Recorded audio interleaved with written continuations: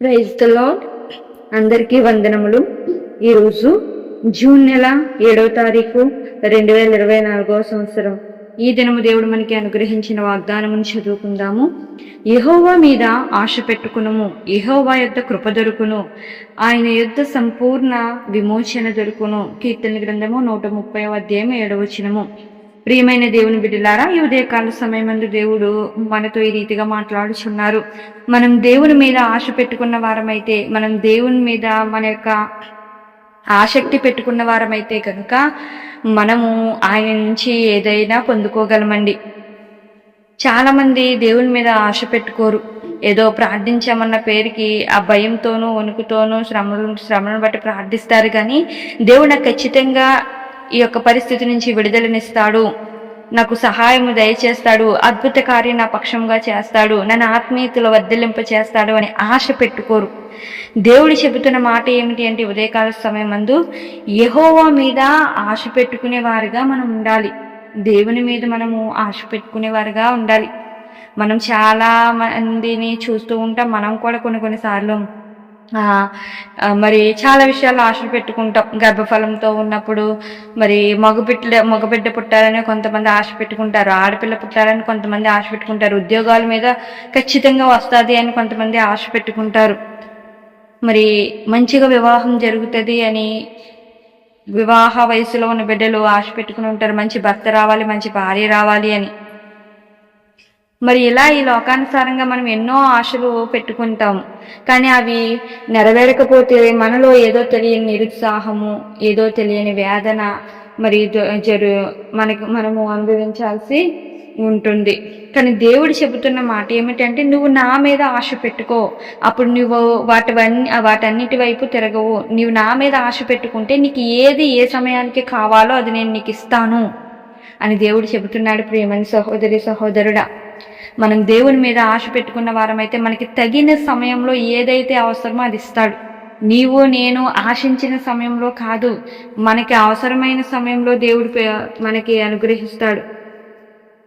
మరి అటువంటి గొప్ప దేవుడు మన యేసయ్య, అటువంటి ఆశ్చర్యకరుడు మన యేసయ్య, మరి ఆశ కలిగిన ప్రాణాన్ని తృప్తిపరిచే దేవుడు మన యేసయ్య. యెహోవా యొద్ద కృప దొరుకును. ఎంత గొప్ప మాట అండి.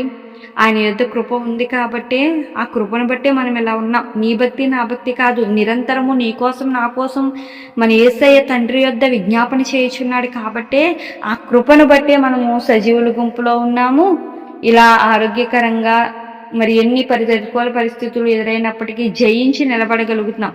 అది మన భక్తి మన ప్రార్థన అయితే అస్సలు సరిపోదు. కానీ మన తండ్రి, మన యేసయ్య తండ్రి పాదాల చెంత నీ కొరకు నా కొరకు విజ్ఞాపన చేస్తున్నాడు కనుకనే మనము ఈ రీతిగా జీవిస్తున్నాం.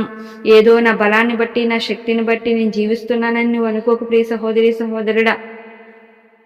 నేను కాబట్టి అనే ఆలోచన నీకు అసలు రానివద్దు. ఎందుకంటే ఆయన కృపను బట్టే నీవు నేను జీవించి ఉన్నాము. కాబట్టి ఎవరి మీద మనం అతిశయపడకూడదు, దేని మీద మనం అతిశయపడకూడదు. ఎందుకంటే జీవించున్నదే మనము కాదు, మనలో ఉన్న క్రీస్తే. ఆయన యొద్ద సంపూర్ణ విమోచన దొరుకును అని లేఖనాలు సెలవిస్తున్నాయి. మరి విమోచన అనేది మనకి చాలా అత్యవసరమైన పరిస్థితి. మనము చాలా మరి విడుదలలు పొందుకుంటాము, కానీ విమోచన అనేది మనకి రాలేదు. ఎందుకంటే మన పాప శాప భారాలను బట్టి యేసుక్రీస్తు ప్రభువారు మరి యేసుక్రీస్తు ప్రభువారు సిలువలో మరి ఆయన రక్తాన్ని చిందించి నీకు నాకు విమోచన, పాప విమోచన, పాపపు విడుదల నుంచి మరి మనల్ని విమోచించాలని ఆయన ఎంతగానో ఈ లోకానికి వచ్చారు, తగ్గించుకుని రిక్తినిగా దీనునిగా. మరి మనం ఏం చేస్తున్నాము అని అంటే, ఆయన మనల్ని విమోచిస్తాడు అనే విశ్వాసం లేకుండా మన ఇష్టానుసారంగా మనం జీవిస్తున్నాం. మరి విమోచించే దేవుడు మన పక్షంగా ఉన్నాడు కాబట్టి ఆయన వైపు కన్నులెత్తి చూద్దాం. ఆయన యొద్ద సంపూర్ణమైన విమోచన దొరుకుతుంది. నీ మనసులో ఉన్న వేదనకు విమోచన దొరుకుతుంది, కోపానికి విమోచన దొరుకుతుంది, మరి స్వస్థతకి విమోచన, అనారోగ్యానికి విమోచన దొరుకుతుంది, బలహీనతలకు విమోచన దొరుకుతుంది.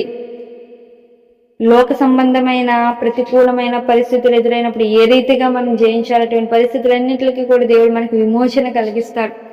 భారం నుంచి, శాపం నుంచి, దోషాల నుంచి మరి నిందల నుంచి, అవమానాల నుంచి, ప్రతి ఒక్క పరిస్థితి నుంచి దేవుడు మనకు విమోచన కలుగజేయడానికి ఆయన సిద్ధంగా ఉన్నాడు. మరి ఆయన్నే వెంబడించి ఆయన కృపకు పాత్రలు అవుదాం.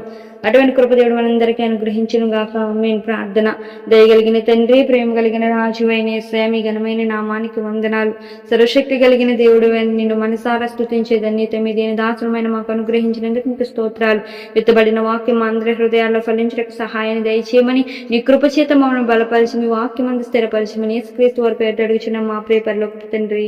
ఆమేన్. Praise the lord.